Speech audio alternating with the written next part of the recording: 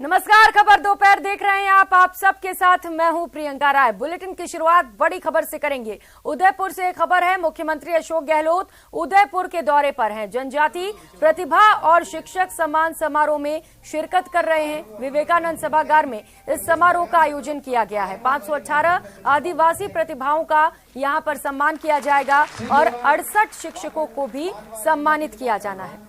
संस्थापक महोदय स्वागत कर रहे हैं माननीय मुख्यमंत्री महोदय का। तो उदयपुर से इस वक्त की सीधी तस्वीरें आपको दिखा रहे हैं, जहां पर इस वक्त मुख्यमंत्री अशोक गहलोत पहुंचे हुए हैं। 518 आदिवासी लोगों को यहां पर सम्मानित किया जाना और इसके साथ ही 67 शिक्षकों को भी सम्मानित किया जाएगा। जनजातीय प्रतिभा और शिक्षक सम्मान समारोह का आयोजन किया गया है, जहां पर बतौर मुख्य अतिथि इस वक्त मुख्यमंत्री अशोक गहलोत पहुंचे हुए हैं। दो अलग अलग तस्वीरें इस वक्त आप अपने टीवी स्क्रीन पर देख पा रहे हैं। पहली ये सीधी तस्वीर उदयपुर से आपको दिखा रहे हैं, जबकि दूसरी तस्वीर आपको दिखा रहे हैं उस दौरान की जब मुख्यमंत्री का मंच पर पहुंचने के बाद स्वागत किया गया।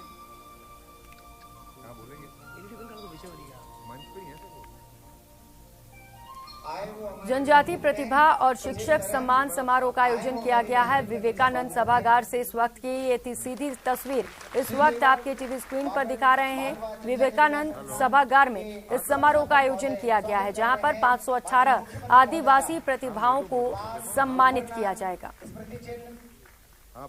तो इससे पहले राहुल गांधी ने कहा था कि आदिवासियों का सम्मान होना चाहिए और अब मुख्यमंत्री अशोक गहलोत आदिवासियों को सम्मान देने पहुंच भी गए हैं।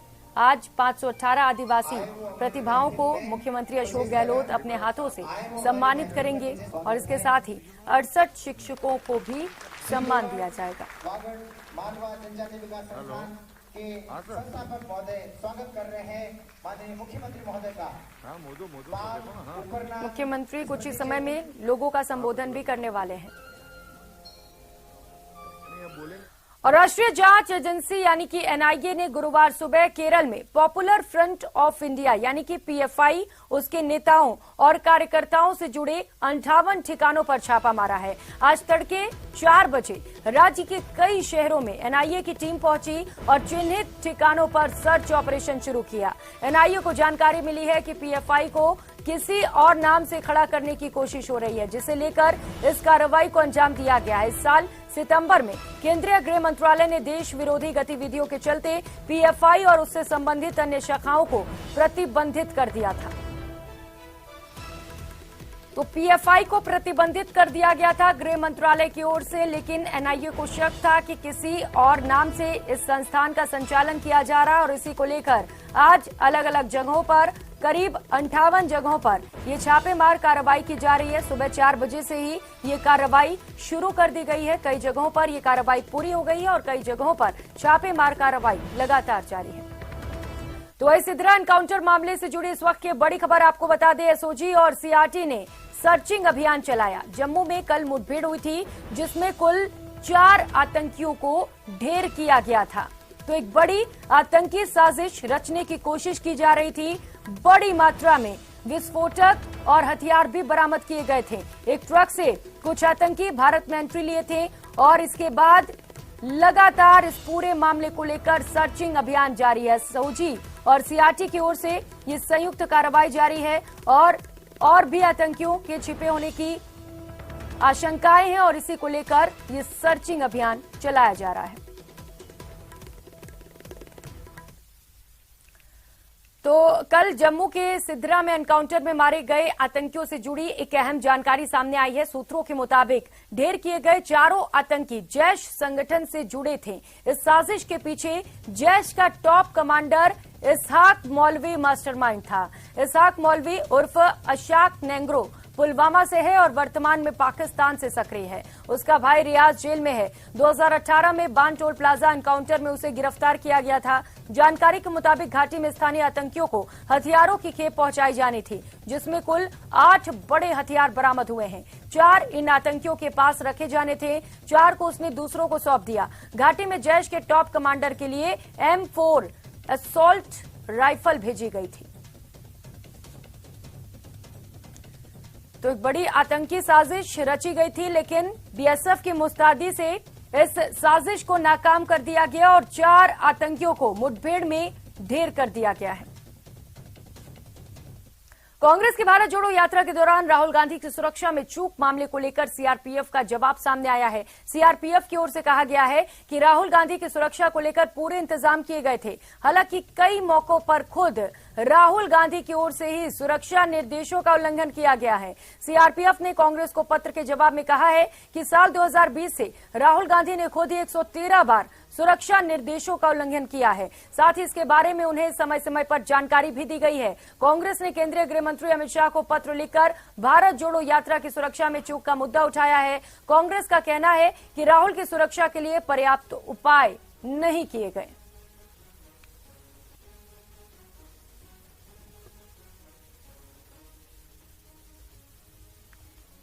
तो वहीं राहुल गांधी की सुरक्षा पर सीआरपीएफ के जवाब के बाद बीजेपी के वरिष्ठ नेता मुख्तार अब्बास नकवी ने भारत जोड़ो यात्रा और राहुल गांधी पर जमकर निशाना साधा। उन्होंने कांग्रेस पर तुष्टीकरण की राजनीति करने और चेहरे बदलकर नाटक करने का आरोप लगाया है। सुनिए। यात्रा जो है वो टी शर्ट के टशन में ज्यादा फंसी हुई है, तिरंगे के मिशन में नहीं।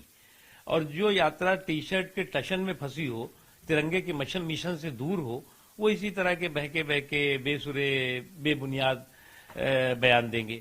अब ये खुद कहते हैं कि हमने यात्रा में कहीं पर भी निगेटिविटी नहीं देखी, देश में कहीं पर नकारात्मकता नहीं देखी, एक सकारात्मक और रचनात्मक माहौल देश के अंदर देखा। तो फिर कम से कम इतना घूमने के बाद तो समझना चाहिए कि देश के गांव, गरीब किसान, झुग्गी झोपड़ी का इंसान, खेतों खलिहान आज कितने बड़े सकारात्मक परिवर्तन और बदलाव की तरफ बढ़ा हुआ है मोदी जी के बाद युग में। इनको ये बात समझ में नहीं आ रही है। अब ये समझ में आ रहा है कि निगेटिविटी इनके दिमाग में कूट कूट के भर गई है। और इसीलिए मैं इसको कह रहा हूं कि ये जो है वो यात्रा जो है वो टी शर्ट का टशन है, तिरंगे का मिशन नहीं है। तिरंगा का मैं ये नहीं कह रहा हूं ये कांग्रेस पार्टी का तिरंगा, राष्ट्रीय ध्वज, राष्ट्रीय सम्मान और स्वाभिमान और सुरक्षा के प्रति प्रतिबद्धता से भरपूर लबरेज सोच होनी चाहिए, वो है नहीं। सर, सलमान खुर्शीद कह रहे हैं कि उनके नेता तो गांधी परिवार के लोग ही हैं, मल्लिकार्जुन खड़गे तो सिर्फ पार्टी चलाते हैं। देखो भाई, ऐसा है कि मुलाजिम बदल गया है, मालिक तो वही है ना, सबका मालिक एक, कांग्रेस में तो यही एक है। तो मुलाजिम बदलने से मालिक नहीं होता। और ये जो पार्टी है परिवार के पालने से में पैदा हुई है और उसके बाद एक परिवार के किसी व्यक्ति के जो है वो आंगन में जाकर के खत्म हो जाती है। Sir, A K. एंटनी कह रहे हैं, वरिष्ठ नेता कांग्रेस के, उनका कहना है कि उन्हें अब हिंदुओं को भी अपनी पार्टी में जोड़ना चाहिए, हिंदू राजनीति करनी चाहिए, बहुसंख्यक राजनीति करनी चाहिए। देखो, अभी तुष्टीकरण करके तो एक कबाड़ा कर चुके हैं। अभी हिंदुत्व पे तो कम से कम जो है वो मेहरबान रहे, उसका कबाड़ा करने की कोशिश न करें। क्योंकि इन्होंने पूरे इन 50-60 सालों में जिस तरह से बेदर्दी और बेशर्मी के साथ तुष्टीकरण के नाम पर समाज के एक बड़े वर्ग को प्रगति की धारा से काटने का पाप किया है, क्राइम किया है, कम्युनल क्राइम किया है, उसके बाद इस तरह की चीजें जो है वो मजाक लगती हैं। वहीं नेल्लोर जिले के बुंदुकुर में बुधवार 28 दिसंबर को टीडीपी प्रमुख और आंध्र प्रदेश के पूर्व मुख्यमंत्री चंद्रबाबू नायडू के रोड शो के दौरान मची भगदड़ में 7 लोगों की मौत हो गई। इस दौरान कई लोग घायल भी हुए। पूर्व मुख्यमंत्री चंद्रबाबू नायडू अपनी पार्टी के अभियान के तहत जिले का दौरा कर रहे थे और हजारों समर्थक कुंदुकुर में उनका स्वागत करने के लिए इकट्ठा हुए थे। चंद्रबाबू नायडू घटना के बाद बीच में ही रोड शो छोड़कर अस्पताल चले गए, जहां घायलों को भर्ती कराया गया। आंध्र प्रदेश के मुख्यमंत्री वाईएस एस जगन मोहन रेड्डी ने नेल्लोर जिले में भगदड़ की घटना में प्रत्येक मृतक के परिजनों को 2 लाख रुपए और घायलों को 50,000 रुपए की अनुग्रह राशि की घोषणा की है।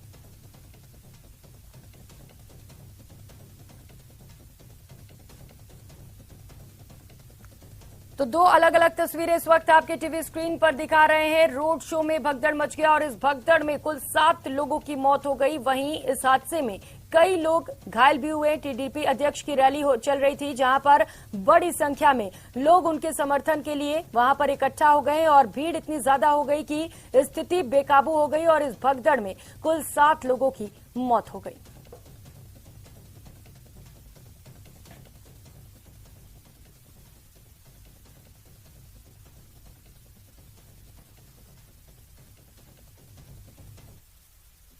Yesterday I made it very clear. Today I am going there. There I am going to respond. That is enough, no? Why again I have to talk now? No, there is a very sad incident. I am feeling very sorry about it. This is the program I have given. Uzbekistan में भारतीय cough syrup से बच्चों की मौत का दावा किया जा रहा है। उज्बेकिस्तान के इस दावे के बाद भारत सरकार अलर्ट हो गई है। केंद्र की सरकार ने उज्बेकिस्तान में बच्चों की मौत को इंडियन कफ सिरप से जोड़ने के बाद हताहत होने वाले बच्चों को लेकर रिपोर्ट मांगी है। ये दवा कंपनी कथित तौर पर नोएडा की बताई जा रही है। उज्बेकिस्तान के स्वास्थ्य मंत्रालय ने आरोप लगाया है कि गाम्बिया में इसी तरह की घटना की सूचना मिलने के महीनों बाद एक भारतीय दवा कंपनी की ओर से निर्मित दवाओं का सेवन करने से देश में 18 बच्चों की मौत हो गई है। भारत ने उज्बेकिस्तान में 18 बच्चों की मौत को नोएडा स्थित दवा निर्माता के सिरप से जोड़ने के दावे के बाद जांच शुरू कर दी है। इस बारे में केंद्र सरकार ने बच्चों की मौत को लेकर रिपोर्ट मांगी है। अधिकारियों ने बताया कि सेंट्रल ड्रग्स रेगुलेटरी टीम ने यूपी ड्रग्स लाइसेंसिंग अथॉरिटी से भी संपर्क किया है ताकि दवा कंपनी के खिलाफ जांच शुरू की जा सके। अफसोस है, कहते हैं अब किस वजह से डेथ हुआ, अभी जो है गवर्नमेंट यहाँ इंक्वायरी कर रही है, अंडर इन्वेस्टिगेशन है। जो रिपोर्ट आएगी उसके बाद जो है रिपोर्ट आने के बाद जो है सही चीजें मालूम होंगी। हमारी तरफ से कोई प्रॉब्लम नहीं है। हमने गवर्नमेंट इंक्वायरी कर रही है, है ना, कहते हैं गवर्नमेंट की जो रिपोर्ट आएगी उस हिसाब से रिएक्ट करेंगे। सैंपल को कलेक्ट किया है? हाँ, गवर्नमेंट कर रही है, लगी प्रोसेस में लगी हुई है। हाँ जी, हाँ जी, इंक्वायरी कर रही है। और गुजरात से खबर है, खेड़ा जिले में स्थित एक प्लाईवुड फैक्ट्री में भीषण आग लग गई। आग लगने के बाद आसपास के इलाके में हड़कंप मच गया। आग से किसी के हताहत होने की खबर नहीं है। आग किस वजह से लगी इस बारे में अब तक कोई जानकारी नहीं मिल सकी है, लेकिन ये तस्वीरें इस वक्त आपको टीवी स्क्रीन पर दिखा रहे हैं। गुजरात के खेड़ा से ये तस्वीरें सामने आई है जहां पर प्लाईवुड फैक्ट्री में भीषण आग लग गई। हालांकि राहत की बात ये रही कि इस आग में कोई हताहत नहीं हुआ है। ये जांच का विषय है कि आखिर ये आग कैसे लगी।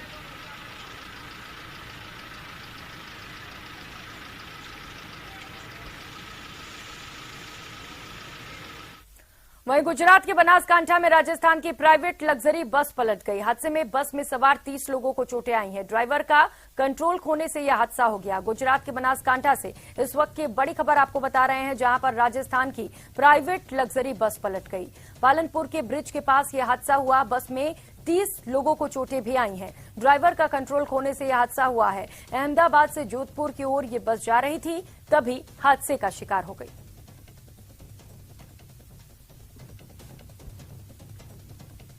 गुजरात के नवसारी के सोपा गांव में एक भजन गायन के कार्यक्रम के दौरान नोटों की बारिश चर्चा का विषय बनी हुई है। इस भजन गायन कार्यक्रम में 25 या 50 हजार नहीं बल्कि दर्शकों ने 50 लाख रुपए उड़ाए हैं। दरअसल नवसारी में स्वामी विवेकानंद नेत्र मंदिर ट्रस्ट की ओर से नए अस्पताल के उद्घाटन पर भजन कार्यक्रम का आयोजन किया गया था। इस दौरान मंदिर ट्रस्ट के जरिए कार्यक्रम में मशहूर गुजराती लोक गायक कीर्तिदान गढ़वी और उर्वशी रादड़िया को भोजन गाने के लिए आमंत्रित किया गया था, जहां कार्यक्रम में आए दर्शक इतने खुश हुए कि लोगों ने नोटों की बारिश शुरू कर दी।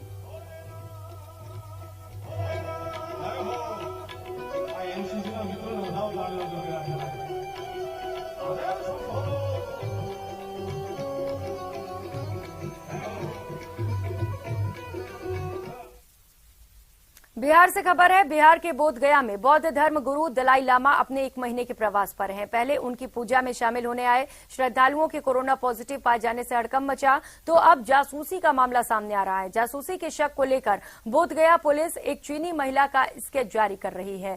पुलिस के अनुसार दलाई लामा की जान को खतरा है। चीनी महिला उनके कार्यक्रम में अशांति पैदा कर सकती है। बताया जा रहा है कि वो पिछले 2 सालों से गया में रह रही है। हालांकि उसके सही लोकेशन का पता नहीं चल पाया है, तो पुलिस की ओर से ये स्केच जारी किया गया है और महिला की तलाश की जा रही है। पुलिस को शक है कि दलाई लामा की जान को खतरा है और इसी को लेकर महिला की ये स्केच जारी करते हुए पुलिस लगातार महिला के तलाश में जुटी है।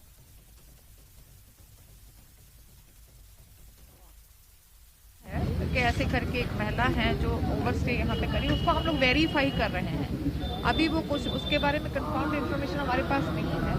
हमने वेरीफाई कर रहे हैं कि कोई ऐसा कोई है महिला, अगर है तो कहीं कोई रह रही है तो उसके लिए होटल एसोसिएशन उनके से अपनी बात हुई है, मोनेस्ट्रीज में भी हम लोग चेक कर रहे हैं, तो वो अभी हम लोग वेरीफाई कर रहे हैं। उसके बाद भी कोई ऐसा कॉन्क्रीट इन्फॉर्मेशन नहीं है, लेकिन हाँ क्योंकि हिज हॉलीनेस दलाई लामा जी का विजिट यहाँ चल रहा है, तो इसके चलते हमेशा से और महाबोधि टेम्पल की सिक्योरिटी जो है वो हमारी टॉप प्रायोरिटी पर रहती है। तो सिक्योरिटी जो है और वो पूरी तरह से टाइट है। यहाँ पे जो भी लोग आ रहे हैं सबके पास, जितना भी आप देखेंगे सिक्योरिटी पर्सनल है उनके पास भी हमने आई कार्ड इशू किए हुए हैं, जितने मजिस्ट्रेट हैं उनके पास भी आई कार्ड है। जो विजिटर्स हैं उनका प्रॉपर रजिस्ट्रेशन होने के बाद, उनका आई कार्ड निर्गत होने के बाद ही उनको एक्सेस मिलता है। और जो हमारा महाबोधि टेम्पल में भी है वहाँ पे भी फ्रिस्किंग जो है बहुत ही अच्छे तरीके से हो रही है वेरीफाई करने के बाद। सीसीटीवी कैमरा जो है वो भी संख्या जो है दलाई लामा जी की विजिट को लेके बढ़ाया हुआ है। तो सिक्योरिटी एकदम टाइट है। हम लोग हर चीज़ को लेके जो है ध्यान में लेके काम कर रहे हैं, और वो जो है उसका हम लोग अभी वेरिफिकेशन कर रहे हैं। अभी कोई कॉन्क्रीट इन्फॉर्मेशन होगी तो हम आपके साथ शेयर करेंगे। किस कंट्री की है और कितने दिन से अभी चाइना का बताए जा रहे हैं, जो फर्स्ट इन्फॉर्मेशन आई है, लेकिन अभी मैंने जैसे बताया कि हम इसको वेरीफाई कर रहे हैं। अभी कोई कॉन्क्रीट इन्फॉर्मेशन ऐसा नहीं है। मैम इनपुट तो आया ही होगा, कोई तो बेस होगा ना उसके। वही मैंने बताया ना कि इनपुट आया कि ये चाइनीज लेडी हैं और ये इनका उनका जो स्केच है तो वो हम उसको वेरीफाई कर रहे हैं कि अगर कोई आई हैं, कहीं रुकी हैं, तो हम जितने भी यहाँ पे ठहरने के स्थान हैं उन सभी जगह पे जाके उसको वेरीफाई कर रहे हैं। उनकी एक्टिविटीज को लेकर कोई इन्फॉर्मेशन अभी कोई ऐसा इन्फॉर्मेशन नहीं है। मैंने वही बताया कि हम अभी वेरिफिकेशन कर रहे हैं। कोई कॉन्क्रीट इन्फॉर्मेशन अगर हमारे पास आएगा तो हम डेफिनेटली आपके साथ। और शंका की हिमाचल में जिस तरह से मिली थी उस तरह से यहाँ भी हो सकता है। वो अभी तो इस चीज़ को कहना इतना एडवांस स्टेज पे ठीक नहीं होगा। मैंने वही बताया कि एक प्रिलिमिनरी इनपुट है हमारे पास जिसपे हम लोग अभी वेरिफिकेशन कर रहे हैं। हाँ, थैंक यू। बैंकॉक से भारत आ रही थाई स्माइल एवरेज की एक फ्लाइट में 2 यात्रियों के बीच मारपीट के मामले में अब नागरिक उड्डयन सुरक्षा ब्यूरो ने एक्शन की बात की है। बीएसएस की ओर से जारी एक बयान में कहा गया कि हम इस पर कार्रवाई करेंगे। दरअसल फ्लाइट में 2 यात्रियों के बीच मारपीट का वीडियो सोशल मीडिया पर जमकर वायरल हुआ था। इस वीडियो को देख सोशल मीडिया यूजर्स कार्रवाई की मांग करते दिखाई दिए। वहीं अब नागरिक उड्डयन सुरक्षा ब्यूरो ने कहा है कि वीडियो को हमने संज्ञान में ले लिया है। संबंधित अथॉरिटी में इसे लेकर पूछताछ की जा रही है। इस पूरे मामले की रिपोर्ट मांगी गई है। बीएसएस डीजी जुल्फिकार हसन ने कहा है कि मामले पर कार्रवाई की जाएगी। और रुक लेते हैं अगली खबर का। लाहौल स्पीति के काजा में एक बार फिर से स्नो लेपर्ड देखा गया। ये स्नो लेपर्ड चीचीम गांव के पास पत्थरों के बीच बैठा हुआ था। Assistant public relation officer Ajay Baniyal ने इस स्नो लेपर्ड को देखा और तस्वीर ली। बता दें कि लाहौल स्पीति स्नो लेपर्ड का घर माना जाता है और यहां इनकी संख्या 75 के आसपास है। लाहौल स्पीति में दिखा स्नो लेपर्ड पत्थरों के बीच, जिसकी तस्वीरें इस वक्त आपको टीवी स्क्रीन पर दिखा रहे हैं।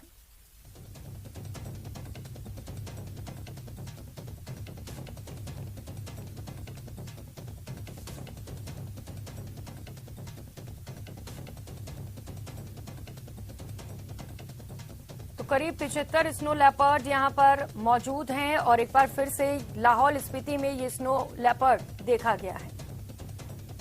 और अब बात रूस यूक्रेन युद्ध की, सबसे विस्फोटक खबर की। और खबर ये कि रूस के राष्ट्रपति व्लादिमीर पुतिन पर जानलेवा हमले की बहुत ही बड़ी साजिश का पर्दाफाश हुआ है। वो हमला कोई ऐसा वैसा हमला नहीं होगा, बल्कि पुतिन पर डायरेक्ट परमाणु हमले का पूरा प्लान तैयार किया गया है। अब सवाल ये कि वो कौन है जिसने पुतिन के नाम का परमाणु बम बनाया है? आखिर वो कौन लोग हैं जिन्होंने पुतिन पर परमाणु हमले का ब्लूप्रिंट तैयार किया है? तो जवाब आपको इस स्पेशल रिपोर्ट को देखने के बाद जरूर मिल जाएगा।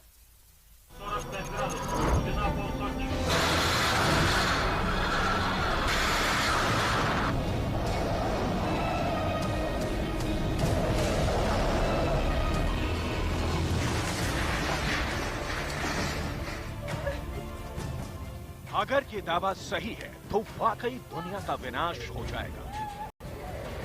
अगर ऐसा हुआ तो यकीन मानिए रूस पश्चिमी देशों के लिए यमराज साबित होगा।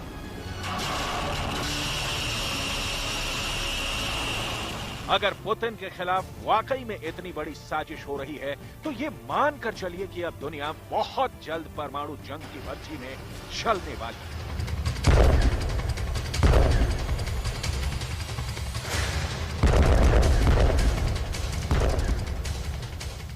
रूस यूक्रेन जंग के 300 दिन के बाद जो अब होने वाला है, उसकी कल्पना ना तो रूस ने की थी और ना ही यूक्रेन और नाटो ने। क्या पूर्व केजीबी एजेंट और रूस के राष्ट्रपति व्लादिमीर पुतिन को परमाणु बम से मारने की साजिश हो रही है? ये दावा किया है रूसी विदेश मंत्री सर्गेई लावरोव। तास को दिए इंटरव्यू में रूसी विदेश मंत्री सर्गेई लावरोव ने कहा कि ज़ेलेंस्की के साथ मिलकर नाटो पुतिन पर परमाणु हमले की साजिश कर रहा है ताकि रूस और यूक्रेन युद्ध खत्म हो जाए। रूसी विदेश मंत्री सर्गेई लावरोव का अगर ये दावा सही है कि ज़ेलेंस्की नाटो के साथ मिलकर पुतिन पर सीधे एटम बम से हमला करने का षड्यंत्र रच रहा है, तो फिर सवाल उठता है कि आखिर नाटो दुनिया को तबाह करने वाले प्लान पर तैयार क्यों है? कहीं ऐसा तो नहीं है कि पश्चिमी देशों को एहसास हो चुका है कि अगर पुतिन को जल्द जान से नहीं मारा गया तो पुतिन अपने घातक परमाणु मिसाइलों से पश्चिमी देशों को भस्म कर देंगे?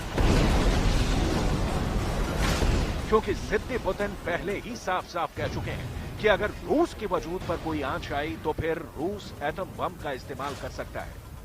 क्या पुतिन की यही धमकी यूक्रेन, अमेरिका, ब्रिटेन और नाटो में शामिल 30 देशों के लिए करो या मरो वाली साबित हो चुकी है? Недобычи. У нас есть договоренность с ОПЕК+, по известной планке добычи. Вот мы подумаем, что дополнительно, если потребуется. Я имею в виду сейчас в России.